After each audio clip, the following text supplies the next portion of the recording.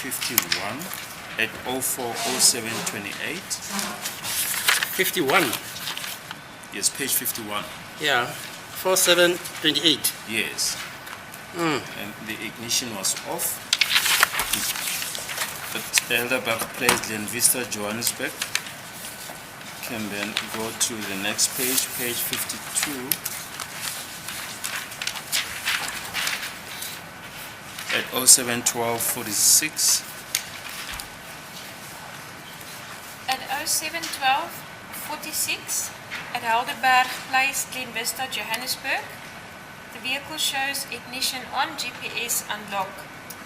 Isikhathi sika 7:12:46 umzuzwana eHalber Place eGlen Vista imoto ibonakala ukhiye ukhanyisiwe iGPS ivulile. At 07:13:21 at Halber Place, Glen Vista, Johannesburg, the vehicle shows stop.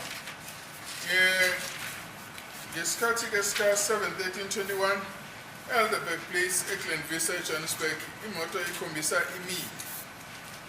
At 07:13:24 at Halber Place, Glen Vista, Johannesburg, the vehicle shows stop. Isikhathi 7:13:24 eGlen Vista and Halber Place imoto ibonakala imi. At 07:15:17 Renosa Street, Glen Vista, Johannesburg, the vehicle shows moving. Isikhathi 7:15 and 17 seconds lapha ePrinosa Street eGlen Vista imoto ibonakala ihamba. Yes, the next entries are not that important. It shows the vehicle is moving. If you can turn the page over to page 53 at 072608. At 07:26:08 at Kirby Road, Malbaton, Johannesburg, the vehicle shows ignition off. Isikhathi 7:26:08 eKirby Road eMalbaton eJohannesburg imoto ikhombisa ukhiye ucishiwe. Yes, next entry. At 07:28:05 at Kirby Road, Malbaton, Johannesburg, the vehicle shows ignition on. Lapha ke imoto ngo 7:28:05 eKirby Road eGoli imoto ibonakala ukhiye ukhanya kusho ukuthi ustartile. And the status shows that the vehicle is moving until, if you can turn to page 54, the rest of the entries are not relevant.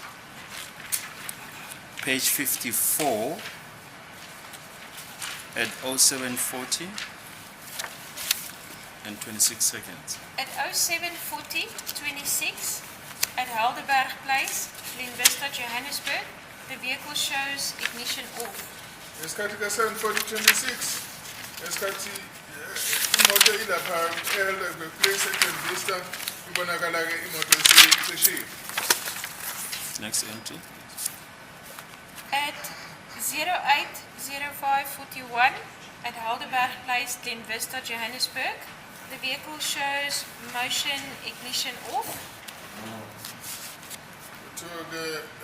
Ngesikhathi ke 08:05:41 ikhona Halber Place eGlen Vista imoto ibonakala inyakaza kodwa ke ukhiye ucishiwe. At 08:05:50 Halber Place, Glen Vista, vehicle shows ignition off. Isikhathi ka 05:50 khona Halber Place eGlen Vista imoto ikhombisa ke ukhiye imoto ucishiwe. At 08:06:40 at Halber Place, Glen Vista, Johannesburg, the vehicle shows ignition on. Isikhathi ka 08:06 imizuzwana yo-40 eHalber Place eGlen Vista imoto ke ikhombisa icishiwe. At 08:08:01 at Baloyi Avenue, Glen Vista, Johannesburg, the vehicle shows moving.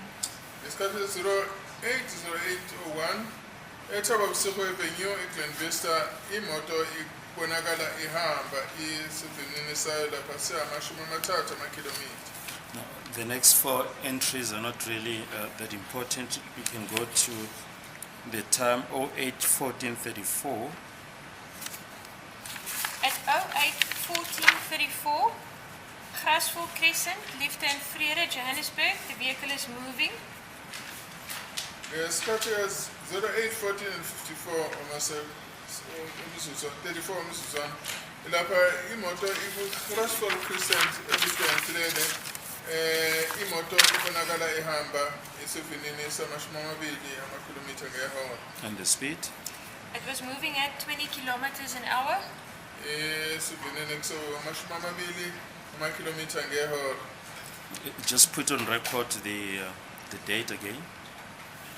The date will be 2014-10-27.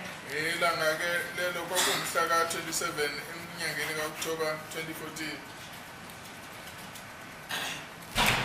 Yes, next entry. At 08:15:16, Grasville Crescent, Liefde and Vrede, Johannesburg.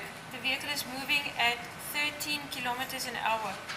So ngesikhathi ke ka 8:15:16 umgwaqo uGrasville Crescent eLiefde and Vrede imoto ibonakala ihamba ijubane layo 13 kilometers per hour. At 08:15:31, at Grasville Crescent, Liefde and Vrede, Johannesburg, the vehicle shows ignition off. Ngesikhathi ke sika 8:15:31 lapha ke uGrasville Crescent eLiefde and Vrede eGoli imoto ibonakala icishiwe. At 08:16:36, Grasville Crescent, Liefde and Vrede, Johannesburg, the vehicle shows ignition on. Ngesikhathi ka 8:16 nemizuzwana 36 imoto ilapha kuGrasville Crescent eLiefde and Vrede and ikhombisa ukuthi istartile. At 08:17:16, Grasville Crescent, Liefde and Vrede, vehicle is moving at 17 kilometers an hour. Ngesikhathi 8:17:16 lapha kuGrasville Crescent eLiefde and Vrede eJohannesburg imoto ibonakala ihamba ngejubane le 17 kilometers per hour. For how long was the vehicle at this address, Grasville Crescent? At this particular time? It went ignition off at Grasville Crescent at 08:15:31, and then it went ignition on again at 08:16:36, so approximately 1 minute. Imoto ibonakala la ilapha endaweni yaseGrasville Crescent imizuzu owodwa kuphela.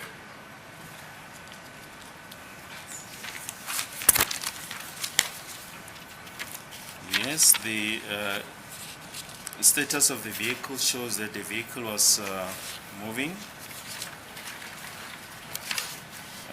If I can then ask you to turn to page 57.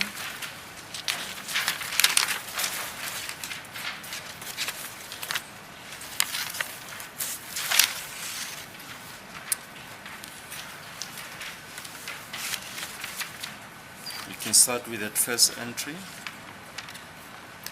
The first entry on page 57 at 09:03:25, Twala Avenue, Glen Vista, Johannesburg. The vehicle is moving at 17 kilometers an hour. Ngesikhathi sika 3 minutes past 9 imizuzwana emashumi amabili nanhlanu umgwaqo Twala Avenue eGlen Vista eJohannesburg imoto yabonakala ihamba ngejubane le 17 kilometers per hour. At 09:04:10, Halber Place, Glen Vista, Johannesburg. The vehicle is moving at 24 kilometers an hour. Imoto ngo 4 minutes past 9 imizuzwana elishumi Halber Place eGlen Vista eJohannesburg imoto yabonakala ihamba ngejubane le 24 kilometers per hour. At 09:05:24, Halber Place, Glen Vista, Johannesburg. The vehicle shows ignition off. Ngesikhathi ke sika 5 minutes past 9 imizuzwana yamashumi amabili nane Halber Place Glen Vista eJohannesburg imoto iyacisha.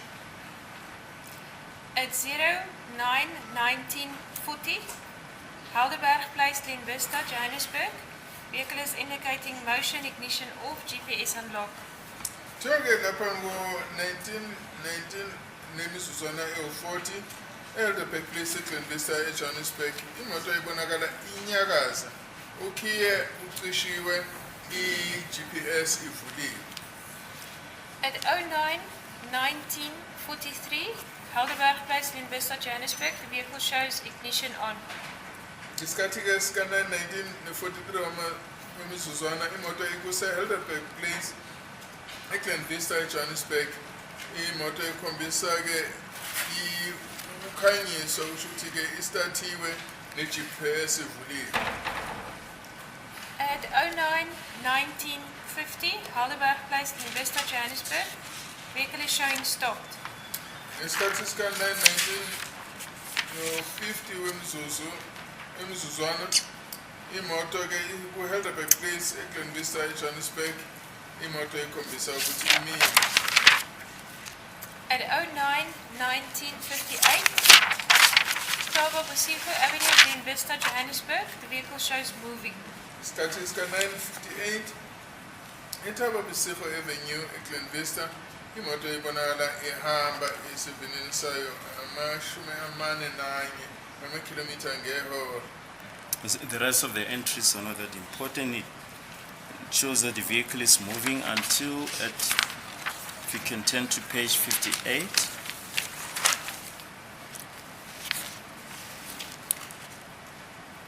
Page 58 at 09:52:32. At 09:52:32, Street, Vosloorus.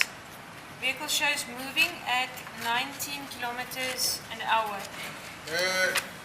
Go 9:52 and 32 wemizuzwana sikumgwaqo ukuKwaNongstreet eFosloorus. Imoto iyabonakala ihamba ngesivinini songu-19 kilometer ngehora. So the vehicle is back at the address which was described in J7A as the crime scene at Street 13511. That's correct. Imoto iyabonakala ukuthi ibuyele endaweni-ke yobugebengu. Yes.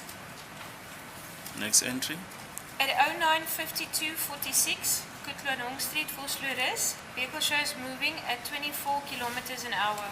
Ngo-9:52:46 Street eFosloorus imoto iyabonakala ukuthi ihamba ngo-24 kilometers per hour. Just place the date again on record. The date will be 2014-10-27. Kusho ukuthi-ke lana-ke usuku lana umhla please give me the date again. Here, what you're reading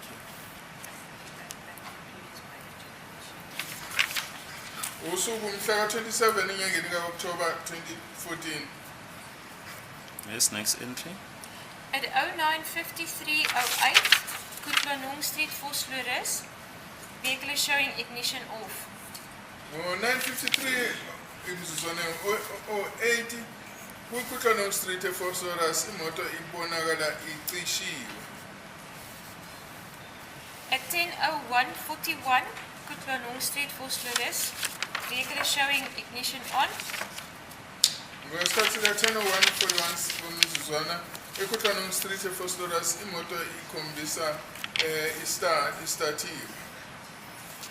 At 10:02:02, Street, Vosloorus. Vehicle is showing ignition off. Isikhathi ka-10:02:02 kuKwaNongstreet eFosloorus imoto ibonakala icishiwe.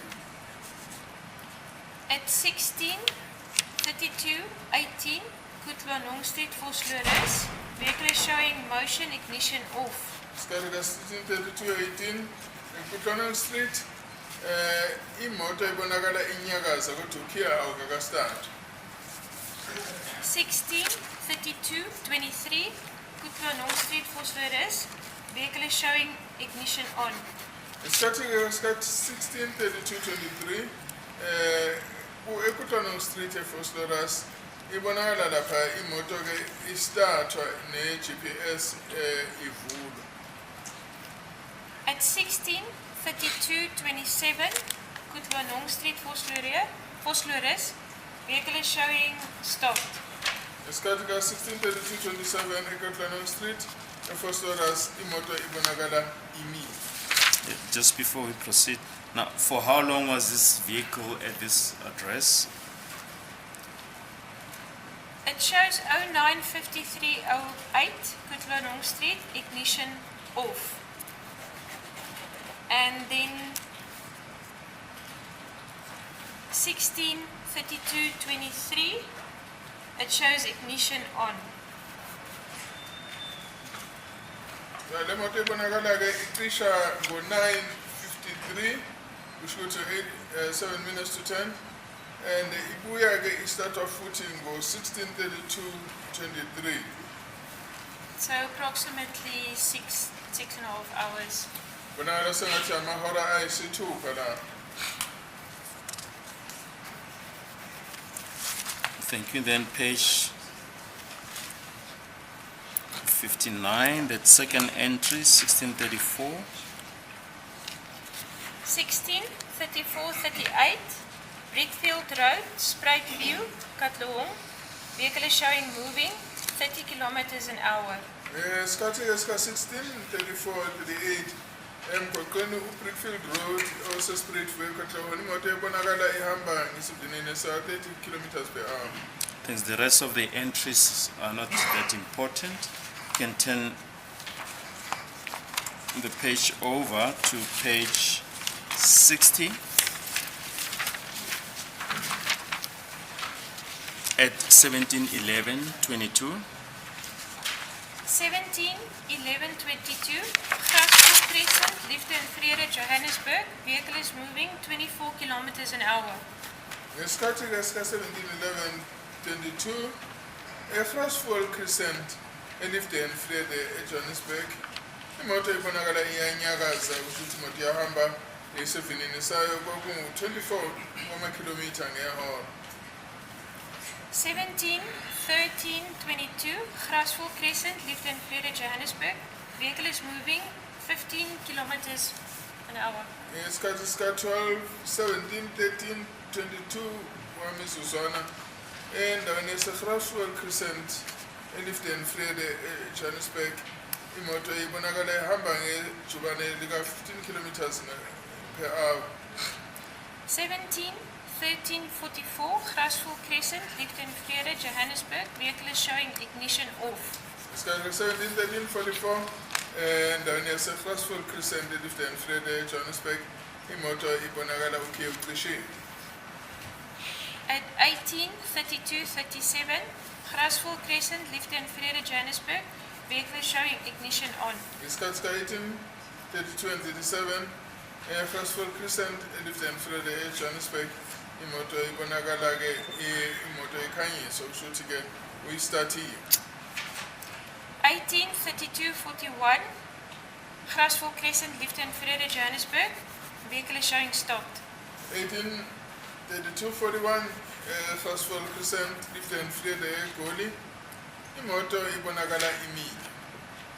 18:32:46, Graspoort Crescent, Liefde and Vrede, Johannesburg. Vehicle is showing stopped. 18:32:46 Graspoort Crescent Liefde and Vrede eJohannesburg, imoto ibonakala imile. 18:34:12, Kliprivier Drive, R556, Rispark, Johannesburg. Vehicle is showing moving 19 kilometers an hour. Lapha-ke ngesikhathi sika-18:34:12 umzuzwana Kliprivier Drive R556 Rispark eJohannesburg, imoto ibonakala ihamba ngejubane elingu-19 kilometers per hour. No. For how long was the vehicle at this address, Graspoort Crescent, during this trip? Ignition went off at 17:13:44 and ignition went on at 18:32:37, so it's approximately an hour 15 minutes. Imoto ibonakala ukuthi ime ngo-17:13:44 yaphinde-ke yastathwa futhi ngo-1712 laphaya 1734-12 usho ukuthi imoto-ke ibonakale ngathi ime lapho isikhathi esithi ukweqa i-R. Right. The status shows that the vehicle is moving. The rest of the places that appear there are not really that important. You can then turn to page 63.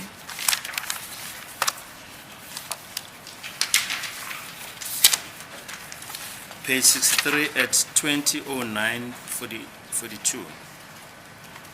2009-42, Grasville Crescent, Liefde and Vrede. Vehicle is showing moving 15 kilometers an hour.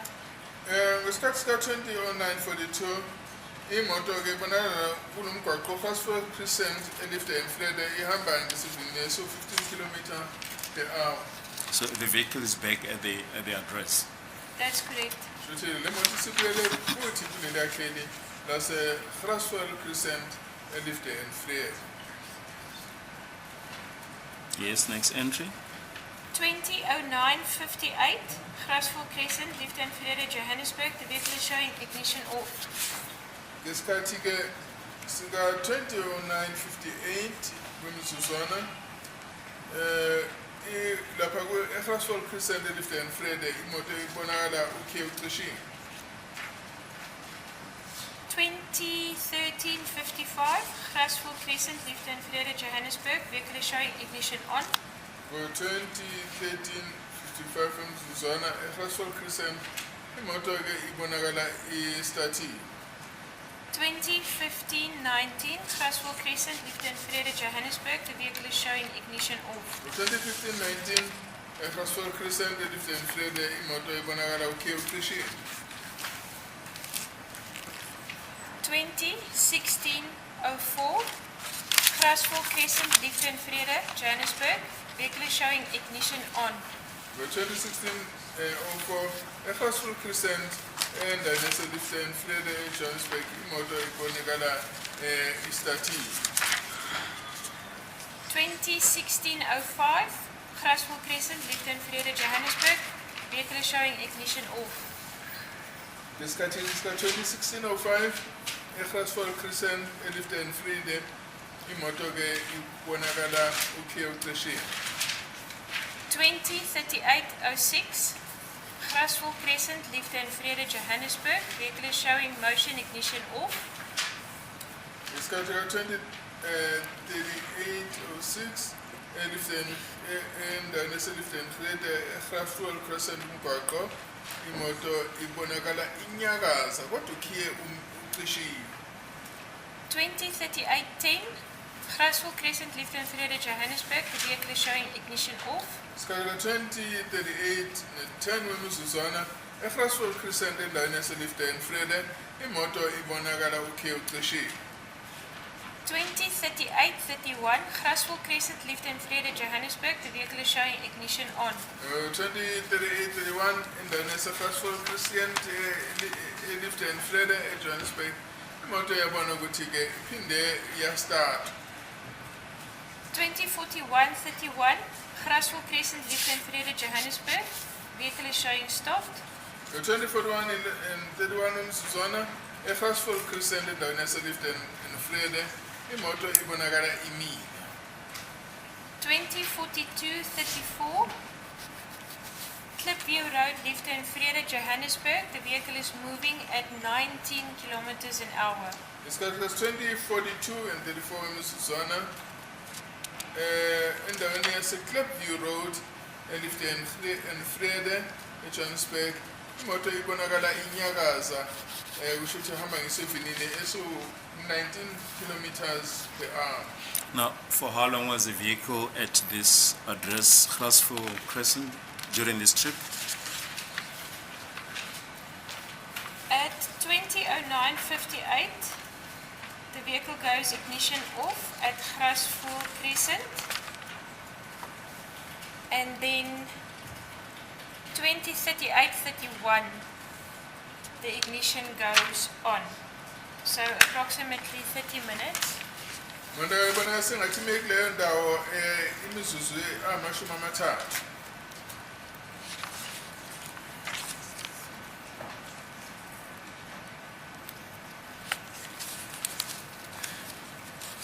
Thank you. The rest of the entries are not that important. If you can go to 2100 hours, 18 seconds.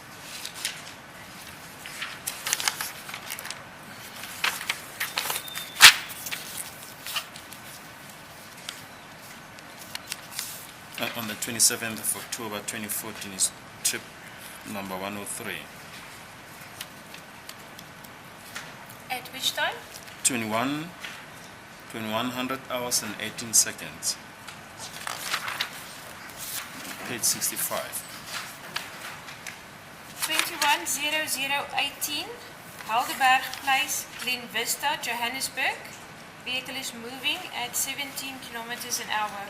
Go 21 18 Suzana endaweni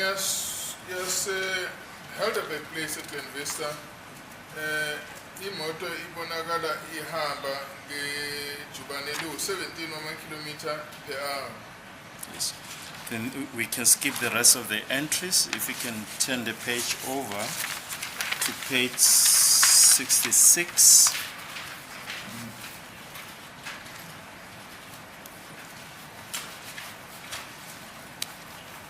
At 210821.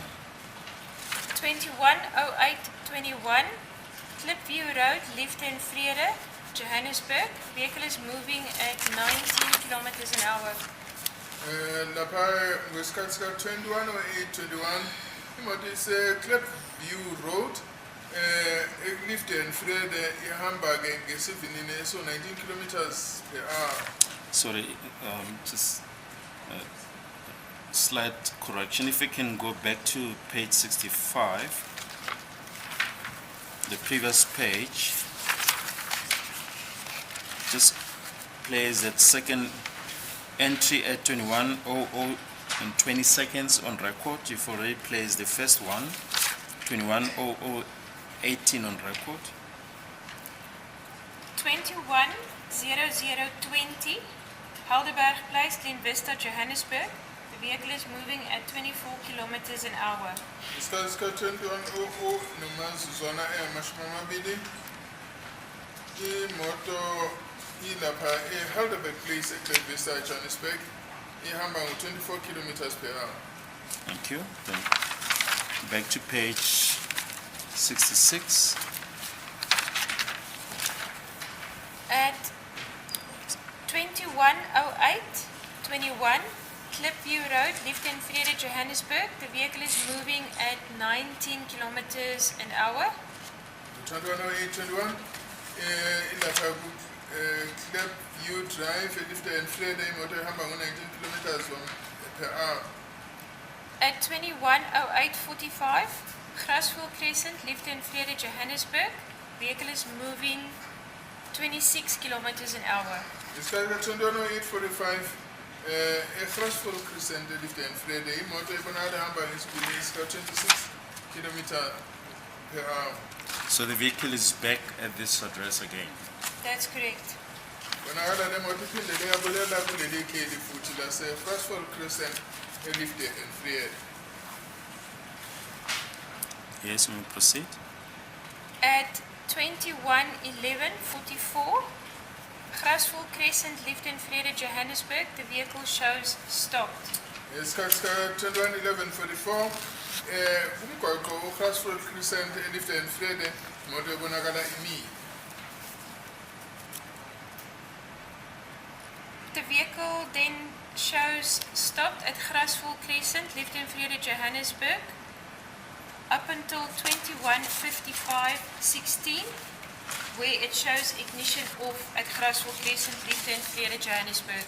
Imoto ibonakala imile ngaso sonke leso sikhathi siyofika esikhathini sika 21:55 lapho-ke kubonakala imoto-ke ukuthi ukhiye ucishiwe. Then at 21:55:21, Grasvol Crescent, Liefde en Vrede, Johannesburg. The vehicle shows ignition on. Ngesikhathi esika 21:55 21 umzuzwana eGrasville Crescent eLiefde and Vrede imoto ibonakala istart. 21:57:02 Klipview Road, Liefde en Vrede, Johannesburg. Vehicle is showing moving at 20 kilometers an hour. Ngesikhathi esika 21:55 eGrasville Crescent eLiefde and Vrede imoto ibonakala ihamba ngesivinini esingu 20 kilometers per hour. And for how long was the vehicle at this address at Grasville Crescent during this trip?